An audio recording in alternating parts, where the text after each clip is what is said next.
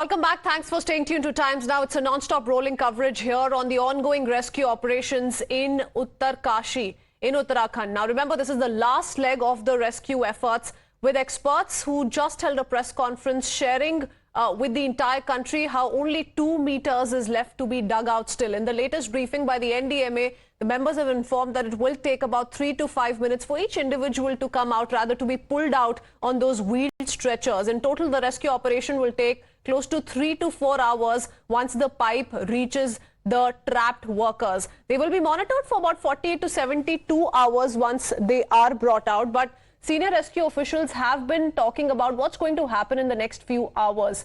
How one trapped worker will take about 5 minutes to come out of the pipes on the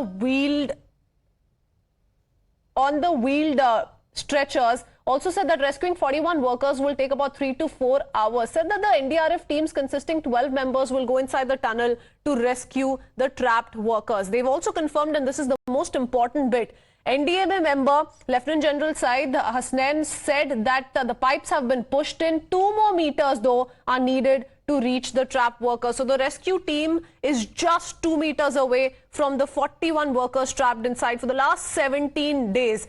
They are talking about the near breakthrough, but they say they're not yet there. We've been tracking the latest. We've been talking about the preparations that have been ongoing the last so many hours. The ambulances, at least 40 of them, are right outside the mouth of the tunnel. They're all placed outside the tunnel. There's a medical facility which has also been set up in the tunnel, very close to where the 41 workers will be pulled out one by one. They're going to be monitored closely once they are out, and then thereafter they will be put into the ambulances and will be taken to the nearest medical facility. So that's the plan of action as we keep our sharp focus on the latest rescue operations. Remember, the entire nation is praying for their safe return, and one is certainly hoping that it doesn't take too long anymore. We have Dr. Harish Shetty, a psychiatrist, with us, along with Dr. Sanjeev Bagai.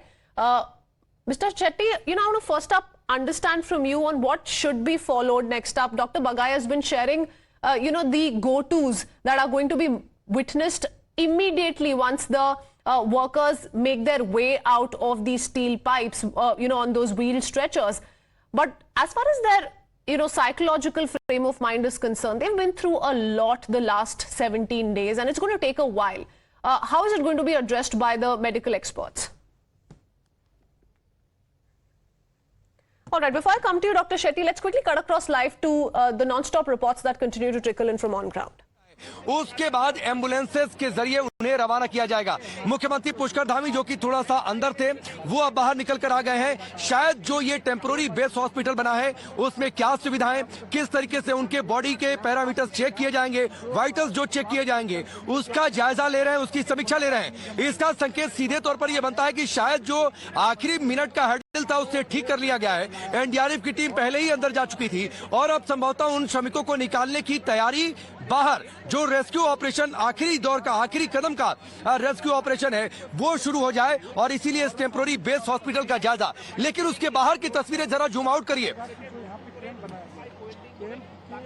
बाहर बहुत भीड़ है, तमाम जो rescue operation में लगे लोग वो वहाँ पर पहुँचे हैं और बैग में पड़े, कैमरे बैग में और ट्रेन के अंदर ही पड़े हैं, अंदर ही जहाँ पे कैमरा रखा जाता नहीं पे। वो तो चुनाव प्रचार में बिजी हैं, लेकिन आप देखिए किस तरह से वहां पीएमओ की टीम मौजूद है, किस तरह से घोड़े खोल दिए इस सरकार ने। चाहे वो राज्य सरकार की बात कीजिए, चाहे आप केंद्र सरकार की बात कीजिए, हर सुविधा वहां पहुंचाने को लेकर, हर विकल्प वहां पहुंचाने को लेकर किस तरह से एक साथ 4-4 प्लान पर काम हुआ है। टनल के अंदर अस्पताल बनाना हो, चिनूक खड़ा करना हो, वहां पर मुख्यमंत्री को खड़ा करना हो, वहां पर जनरल वीके सिंह को खड़ा करना हो, तमाम प्रयास किए गए हैं। और गरीब के जान की भी कीमत है इस देश के अंदर, गरीब की भी जान की कीमत है। यह मैसेज इस वक्त देश में जा रहा है, क्योंकि बड़े आदमी के साथ कुछ हो जाए तो पूरा सिस्टम लग जाता है बॉस, लेकिन गरीब आदमी कहीं फंस जाए तो लोग अपने काम में बिजी रहते हैं।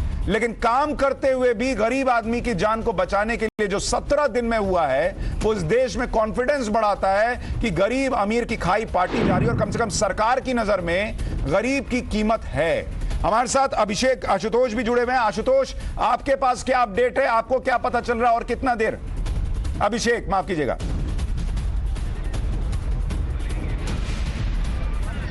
देखिए सुशांत जी, जो हर्डल की बात हम कर रहे थे कि अंतिम चरण में एक जो पाइप है वो आड़ा होकर तिरछा हो गया है, उसे सही कर लिया गया है। ये सबसे बड़ा अपडेट है इस समय का। जो सबसे तक जैसा कि हम बता रहे थे कि जो एंड का पाइप था वो आड़ा हो गया था, आड़ा होकर तिरछा हो गया था, उसे अब ठीक कर लिया गया है। लेकिन मैं आपको और बता दूं कि वो उस पूरे 56 मीटर के जो दायरे में एक बार दोबारा से उसकी सफाई की जा रही है। काफी उसमें जैसा कि कच्चा, जैसा कि मलबा निकाला गया था तो काफी बड़े बड़े पत्थर बीच में रास्ते में पड़ गए थे। अब उसे सफाई की जा रही है उसकी, और उसके बाद एनडीआरएफ एसडीआरएफ के जवान उस तरफ जाएंगे, जिसके बाद एक बार फिर रेस्क्यू दोबारा से शुरू होगा। देखिए एक और चीज जो अंदर से अपडेट आ रहा है, कुछ ही देर में मुख्यमंत्री जो हैं पुष्कर सिंह धामी वो यहाँ आकर प्रेस से बात करेंगे। ये अपने आप में रोचक होगा कि क्या कहने वाले हैं मुख्यमंत्री और कौन सी वो खबर देने वाले हैं जिसको लेकर वो अब प्रेस के सामने आने वाले। सुशांत, यानी मुख्यमंत्री पुष्कर सिंह धामी खुद प्रेस के सामने आकर लोगों को बताएंगे कि ये आखिरी वक्त में जो डिले है उसकी वजह क्या है। लेकिन इतना जरूर है कि अभी एनडीआरएफ की तरफ से भी साफ कर दिया गया है कि ये आखिरी कुछ लम्हे हैं जिसके बाद ये लोग बाहर आएंगे और उसमें कोई बहुत बड़ी अड़चन नहीं है। जैसा अभिषेक बता रहे हैं, जैसा राकेश बता रहे हैं कि लास्ट में जो पाइप है उसमें कुछ प्रॉब्लम थी, उसको भी सॉर्ट आउट कर लिया गया है। थोड़ा क्लीनिंग प्रोसेस चल रहा है ताकि एक बार आप लोगों को निकालना शुरू कीजिए तो वो सब एक साथ सुरक्षित बाहर निकल सके। और कहा जा रहा है कि जिस तरह से लोग अंदर जाएंगे और एक एक कर्मवीर को बाहर लेकर आएंगे, उसमें एक कर्मवीर को बाहर लाने में 4 मिनट का वक्त लग सकता है। तो इस तरह से आप समझ जाइए कि कितना वक्त लगेगा। बरखा के पास एक बार चलते हैं जो कि अस्पताल से हमारे साथ लाइव जुड़ रही हैं। बरखा, वहां किस तरह की तैयारी है? वहां कोई हलचल है क्या? उनको बोल दिया गया है कि तैयार रहिए, आपके पास आ सकते हैं? अपडेट क्या है? बिल्कुल सुशांत जी, तस्वीरों के साथ मैं आपको समझा दूंगी कि अभी मौजूदा स्थिति जो है वो यहाँ पर क्या है। दरअसल देखिए, प्राथमिक उपचार जो वहां पर दिया जाएगा सुशांत जी, उसके बाद यहाँ पर चिलियानी सौड़ में जो ये स्वास्थ्य केंद्र है, यहाँ पर जो 41 बेड्स की व्यवस्था की गई है, यहाँ पर उन्हें लेकर आया जाएगा। अलग अलग स्पेशलिस्ट जो है वो यहाँ पर पहुंच चुके हैं। टिहरी से, देहरादून से, उत्तरकाशी से उनको बुलाया गया है, क्योंकि 17 दिनों बाद जब ये कर्मवीर बाहर निकलेंगे तो जो शुरुआती हेल्थ है उसको ध्यान में रखते हुए पूरी तैयारी है, क्योंकि सारे ब्लड टेस्ट, शुगर, लिवर के टेस्ट, किडनी टेस्ट सब कुछ यहाँ पर किए जाएंगे। उसी के साथ जो तैयारी यहाँ पर है सुशांत जी, वो भी एक बार आपको दिखा दूं। यहाँ पर दाईं ओर आपको बिलाल दिखाएंगे कि पूरी तरह से व्हाइट कवर जो है उससे इस पूरे अस्पताल को ढका गया। और ये तैयारी सिर्फ यहाँ पर नहीं की गई है सुशांत जी। बिलाल इधर आइए जरा। ये जो सुशांत जी, ये पूरे अस्पताल का जो पीछे का एरिया है वो भी मैं आपको जरा दिखाना चाहूंगी, जल्दी से मैं दिखा दूंगी। ये पूरा का पूरा जो एरिया है उसको कवर कर दिया गया। आईटीबीपी के जवान मौजूद हैं, पुलिसकर्मी मौजूद हैं। इसी तरफ सुशांत जी, ये जो आप देख पाएंगे, इसी तरफ वो पूरा का पूरा केंद्र जो है वो यहाँ बनाया गया है, जहाँ 41 बेड पूरी तरह तैयार कर दिए गए हैं। पीछे का रास्ता यहाँ पर जाता है, पीछे का जो गेट है वो बैक गेट यहाँ पर पड़ता है, और यहाँ से पूरी तैयारी मुकम्मल की गई है। और जिस तरह आप बता रहे थे कि चिनुक को भी देखिए, चिनुक को स्टैंड बाय पर रखा गया है। वहां पर वो चिनुक जो हैवी मशीनरीज लेकर जाता है, बख्तरबंद गाड़ियां यहां से लेकर, जिसका इस्तेमाल किया जाता है, सेना के ऑपरेशंस में उसका इस्तेमाल होता है। 10 टन तक वजन वो ढो सकता है, उसको यहां पर रखा गया है, क्योंकि ऊंचाई वाले एरिया में उसका इस्तेमाल बेहतर तरीके से किया जा सकता है। एक जगह से दूसरी जगह पहुंच पाएगा, मदद कर पाएगा, और इसी वजह से उसको स्टैंड बाय पर रखा गया। सुशांत जी, ये पूरा का पूरा स्वास्थ्य केंद्र आप देख सकते हैं छावनी में तब्दील किया हुआ है, ताकि जब ये मजदूर बाहर आएंगे 72 घंटों तक इनको रखा जाएगा यहाँ पर ऑब्जर्वेशन में, तो किसी तरह से कोई मुलाकात ना हो, किसी तरह की बातचीत उनसे ना की जाए। देखिए, क्योंकि मानसिक स्थिति जो है सुशांत जी, अगर कहें तो 4 स्टेप आगे सोचकर तैयारियां की गई हैं, और जिस तरह से तैयारी हर स्तर पर है उसी तरह से हमारे रिपोर्टर्स भी हर जगह मौजूद हैं। और हमारा आपसे वादा है कि इस रेस्क्यू ऑपरेशन पर जिस तरह से हमने पिछले 17 दिन में कवरेज की है उसी तरह ये कवरेज जारी है, और आपको सबसे पहले रेस्क्यू ऑपरेशन के बाद जो कर्मवीर बाहर आएंगे उसकी तस्वीरें भी हम आपको दिखाएंगे। लेकिन एक बड़ी विडंबना जिसका All right, so that's the non-stop coverage here on Times Now. Dr. Sanjeev Bagai also continues to stay on with us. Dr. Bagai, you know, we keep up with these visuals on the right side of our screens of the kind of medical facility that's been set up to ensure immediate medical aid is given to each of them. One by one, they're going to come out of the tunnel, and it's going to take about 5 minutes for each of them to make their way through the pipes and then finally out. Do you think this is the right approach? So, of course, there are several experts, who've strategized what needs to be followed. But the first medical aid that's going to be provided is going to happen right at the entrance of the tunnel. Is that question for me? Yes, Dr. Bagai. Yeah, I think the medical attention for each person has to be individualized. The most critical thing is what we call as airway circulation and breathing, ABC. So we need to maintain the person's hemodynamic status, the fluid balance, the blood pressure, check the temperature, see the circulation, check the vital organs on examination. If the patient is stable, we quickly shift the patient to the hospital. Obviously, a detailed blood evaluation and urine evaluation would be required. There would be changes over 17 days to watch signs of dehydration, electrolyte imbalance, and other protein losses. So we need to check various lab parameters. Very important is psychological and the mental state of these individuals. It is good that they were there as a group and they rallied with each other. But otherwise, this would take a little bit of time. We know that there's an entity known as post-stress syndrome, in which people have a lot of sleep imbalance, visual disturbances, hallucinations.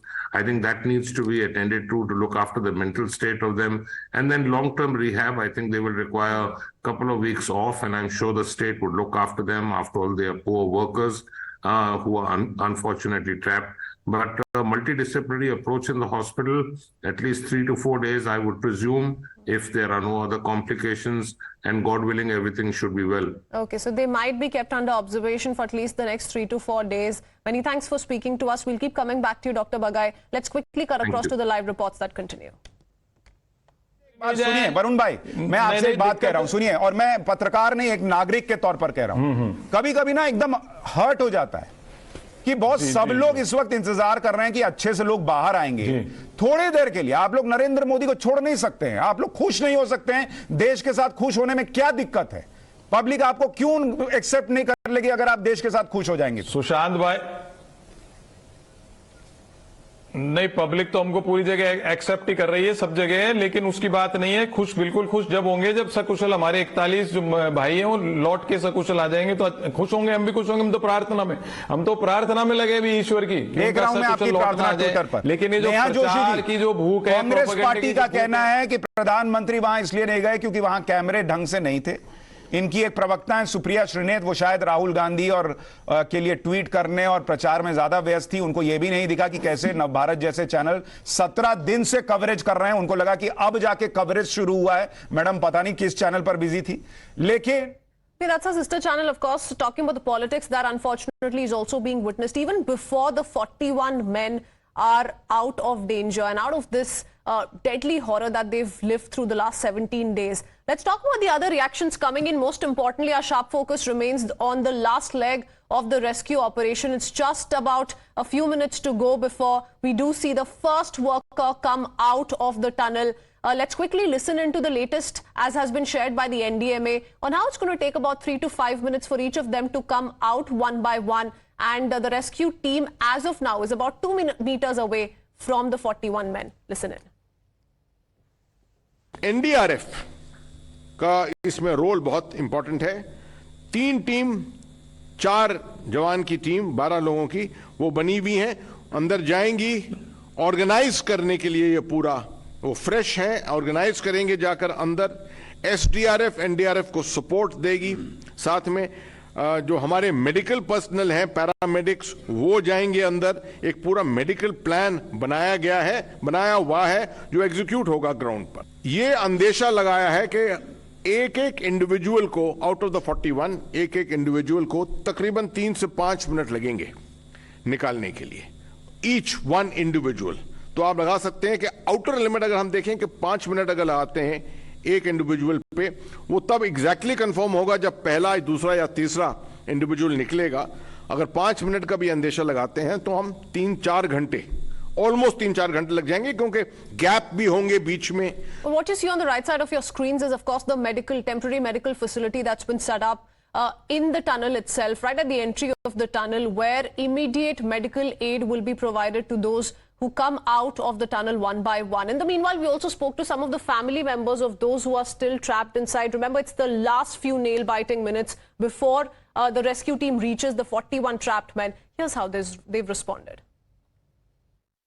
आज बात हुई उनसे आपकी? आज नहीं हुई। कब हुई थी आखिरी बात? अब कल परसों हो रहा है बात। कल परसों। क्या कुछ बताया उन्होंने, कैसे हैं वो, कैसी तबीयत है? वो तो अभी तो बता रहा है कि ठीक है, लेकिन हम लोग को तो दिखाई नहीं दे रहा है ना ठीक है कि बुरा है, क्या पता। जी आज तो खुशी है, तो निकालने के बाद तो फिर और खुशी होगा।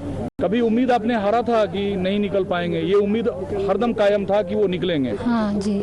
कपड़े वगैरह आपने पैक कर लिए? जी पैक कर लिए। तो अब आप लोग साथ लेके जाओगे अस्पताल तक? हाँ अस्पताल तक, फिर अस्पताल से घर साथ में जाएंगे। अच्छा ये बताइए, बाहर आने वाले हैं कुछ देर में, कैसा लग रहा है और किस तरह से स्वागत करेंगे?